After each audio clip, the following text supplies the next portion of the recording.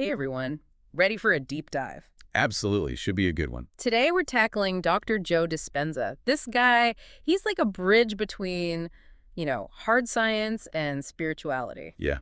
Really fascinating stuff. We've got a ton of his lectures, interviews, even research papers all ready to go. It can get a little complex, I'll admit, but stick with us. It's worth it. Definitely worth it. Dispenza basically argues that we have way more power over our lives than we think. More control, like shaping our own reality kind of thing. Exactly.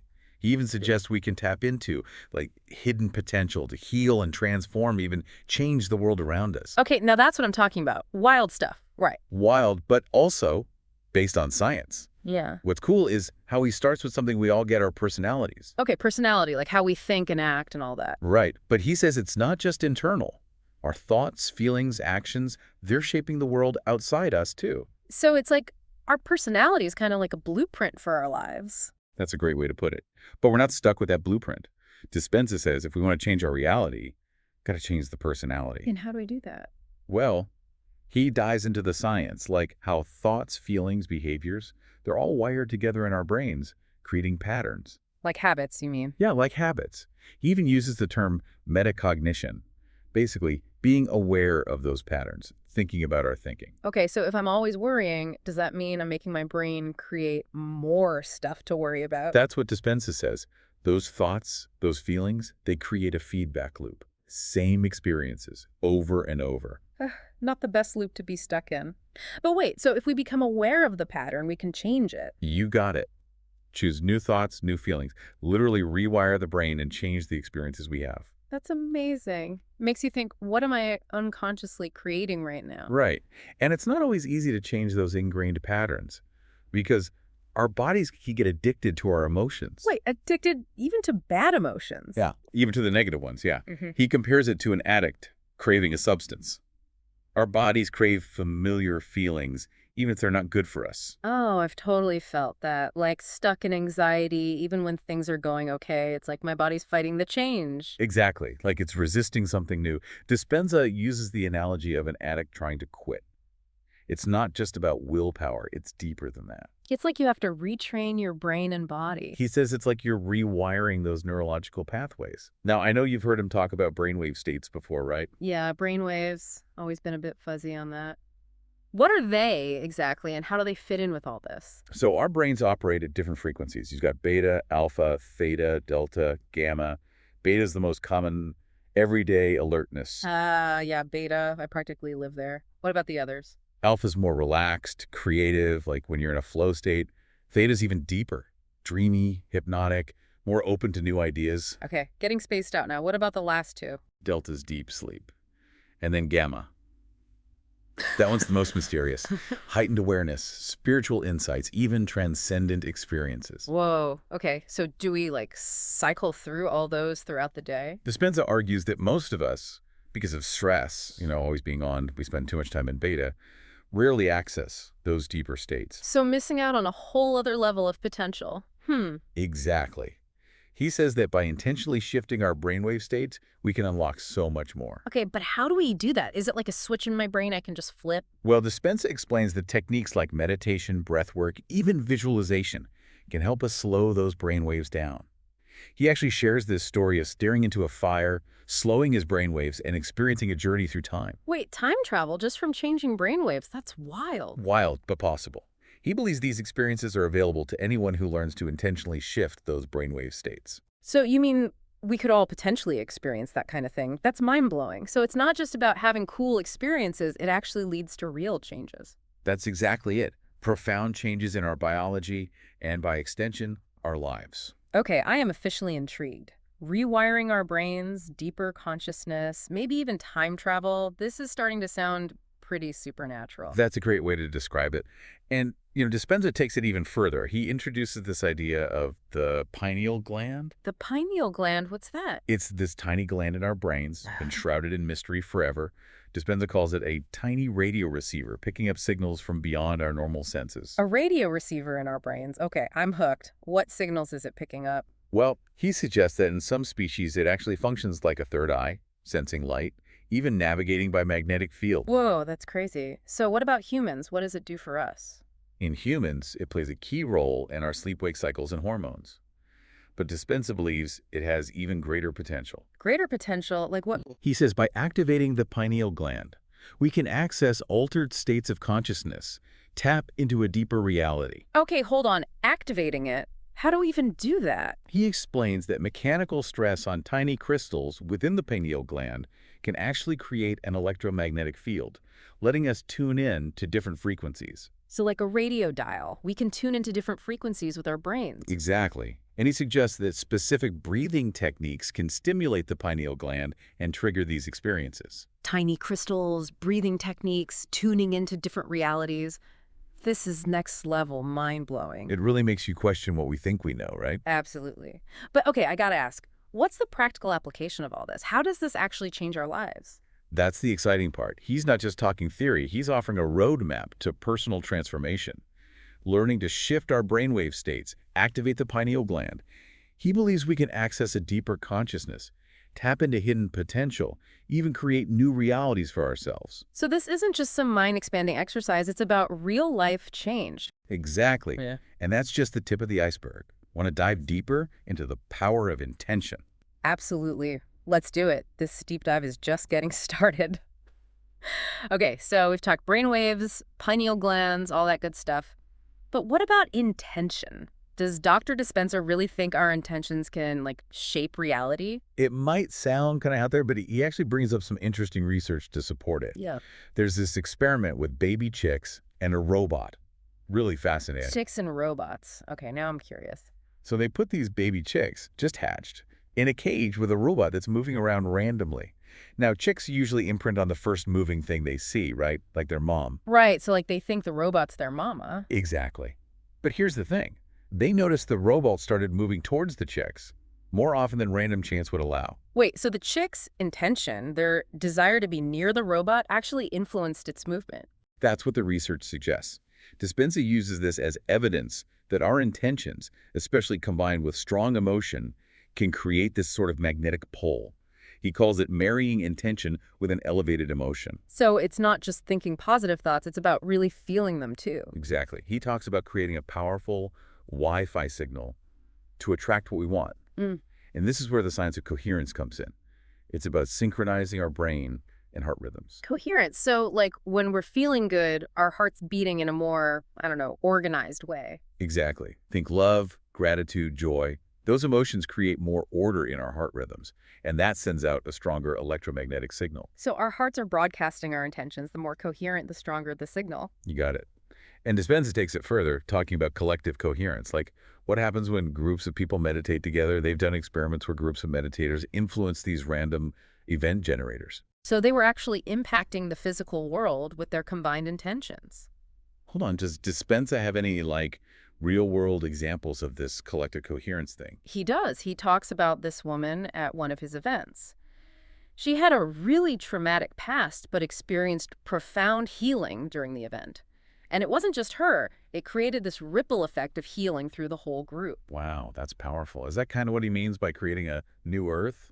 I think so. He believes that enough people changing their consciousness creates this ripple effect, impacting the whole planet. Like, we can move beyond fear and separation, create a world of healing and abundance. Okay, so it's not just about me improving my life. It's about contributing to this larger shift. But where do we even begin? Dispenza says it starts with each of us, taking responsibility for our thoughts, feelings, actions, becoming aware of those unconscious patterns. You mean like if I'm always stressed or worried, those feelings are adding to a collective, I guess, energy of fear. That's the idea. And the reverse is true too, right? Choosing love, gratitude, joy. Those contribute to a collective energy of healing abundance. So it's like, choose your player, choose your team, fear or love. He uses examples from nature, flocks of birds, schools of fish, those individual movements creating a larger shift. Huh. He says we're at this point in history where we got to choose love and community over fear and separation. Powerful stuff. But how do we make that choice when there's so much negativity in the world? He gets that it's not always easy, especially with our, survival instincts kicking in all the time. But he says we have a choice in how we respond. Instead of reacting with fear, we can choose to pause, breathe, consciously shift our energy. Easier said than done sometimes, right? But I get it. It's like hitting the reset button. Exactly. Instead of being on autopilot, we can take control. So we're not just victims of our circumstances, we can actually change them. But how do we shift that energy, break free from those old patterns? Dispenza talks a lot about awareness, creating space for stillness, reflection, practices like meditation, mindfulness. So observe our thoughts and feelings without, judging ourselves. Exactly. And from that space of awareness, we can start making conscious choices. Choose to focus on the positive, cultivate gratitude, practice compassion. So it's not about ignoring the negative, it's about choosing to focus on something different, training our attention to see the good, even when things are tough. You got it. He says that intentionally cultivating positive emotions, aligning our thoughts and actions with our aspirations, we can literally change our brains, change our lives. Okay, starting to get the bigger picture here. But it also sounds like a lot of work. How do we stay motivated, committed to all this? He emphasizes finding joy in the journey. Celebrate small victories, appreciate the beauty around us, connect with people on a similar path.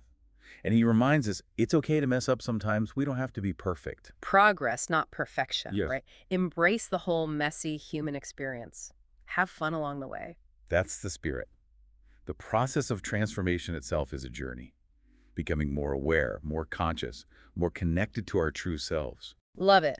Okay, so rewiring brains, deeper consciousness, shaping reality with our intentions. Anything else Dr. Dispenza throws our way in this deep dive? Does he offer any guidance on handling everyday challenges, staying aligned with our goals? He does. That's exactly what we're going to explore next. Let's dive into Dispenza's insights on navigating those challenges, overcoming limiting beliefs, and cultivating a life of purpose and fulfillment. Let's do it. I'm ready for more. Okay, so we've covered a lot, rewiring our brains, the power of intention, all that. But life, it's not always sunshine and rainbows, right? How does Dr. Dispenza say we should handle the tough stuff? The challenges, the setbacks? They happen to everyone, even if you're trying to be super positive. Well, that's where his idea of the unknown comes in. He ideally sees challenges as opportunities for growth. Like, they're obstacles, yeah, but in disguise. It's when we're pushed outside our comfort zone that we can really evolve. So it's like leveling up in a video game. The tough stuff makes you stronger. Exactly. He says it all comes down to our perception. If we see challenges as threats, our stress response goes haywire, and we're stuck in survival mode. Fight or flight, all that. Yeah. But if we can shift our view, see them as opportunities, well, then we can actually use those experiences to grow. So instead of panicking when something goes wrong, I should try to see it as a chance to learn. That's the idea. He says, ask yourself, what can I learn from this? How can I use this to become more resilient? It's like looking for the silver lining, right? Finding the good in what seems bad. Easier said than done, though. Any practical tips from Dispenza on how to actually do that? He actually suggests a three-step process. First, become aware of your thoughts and feelings. Notice those negative patterns, the fear, the doubt. Okay, so don't try to push those feelings away, just acknowledge them. Exactly. Step two, choose a new thought, a new feeling that matches the outcome you want. So instead of dwelling on the problem, focus on the solution. Instead of feeling defeated, cultivate hope, possibility. Okay, that makes sense. But what if I'm just stuck in a negativity spiral? What if I can't shift my thinking? That's where the third step comes in, embodiment. Hmm. He says it's not enough to just think positive thoughts. We got to feel them in our bodies. Hmm. Do things that shift your energy. Meditation, breath work, movement, all that. So, if I'm anxious, I could go for a run or blast some music and dance it out. Perfect example. He says when we change our energy, we change our reality. Whoa. Okay, this is starting to feel really powerful. But what about those, deep-seated beliefs that hold us back? You know, those negative thoughts we keep replaying in our heads. That's a great point. Dispenza says limiting beliefs are huge roadblocks to transformation. Often they're rooted in our past experiences, old conditioning. Like those old stories we tell ourselves, I'm not good enough, I'll never succeed, stuff like that. Exactly. He says become aware of those beliefs. Question them. Are they really true? Or just stories we've been lugging around for years? Fact-checking our own thoughts. I like it. But sometimes those beliefs feel so real, so strong. How do we break free? Dispenza talks about unlearning those old beliefs and consciously choosing new, empowering ones. It takes effort, repetition, like carving a new path in the brain. So replace those negative thoughts with affirmations. Like instead of, I can't, it's, I am capable, I am strong. Great start. And visualize yourself succeeding. Feel those emotions. Really believe it's possible. It's not just words, it's that deep down feeling. Exactly. He says when we change our beliefs, we change our reality. Okay, this is making a lot of sense. We've talked challenges, limiting beliefs, even those tough emotions. Anything else we need to consider on this journey? Does Dr. Dispenza talk about finding our purpose, our place in the world? He does. He emphasizes living a life of purpose, contributing to something bigger than ourselves. He believes everyone has unique gifts, talents to share. So it's not just about ME getting better, it's about using that growth to make a positive impact. That's it. He says, ask yourself, what lights me up? What are my gifts? How can I use my life to make a difference? Finding that sweet spot where our passions meet the world's needs, that's pretty awesome. But it can feel overwhelming sometimes, thinking about purpose in such a big way. Any tips from Dispenza on how to figure it out? He suggests paying attention to what brings you joy, what makes you feel alive. Explore different things, volunteer, connect with people who are passionate about making a difference. So try new stuff, follow those sparks of inspiration, even if they're a little scary. Exactly. He believes our purpose isn't something we find, it's something we create. So even small acts of kindness, helping others, that all contributes to the bigger picture. Beautifully said. He reminds us we all have the power to make a difference no matter how small it seems. Wow, this has been quite a journey, from rewiring our brains to finding our purpose. What a deep dive. Any final words of wisdom from Dr. Dispenza? He leaves us with this. Embrace the opportunities hidden within life's challenges and become more than you ever thought possible. We're capable of amazing things. So we can change our brains, our beliefs, our reality, even the world around us. It's all about awareness, intention, taking action. I don't know about you, but I'm feeling super inspired right now. Me too. It's a powerful reminder that we're not limited by our past. We have the power to create the future we want. And that's a wrap on our deep dive into the world of Dr. Joe Dispenza. We hope this episode has sparked some curiosity, expanded your awareness, and empowered you to embrace your own potential. Remember, it all starts within. Until next time, keep diving deep.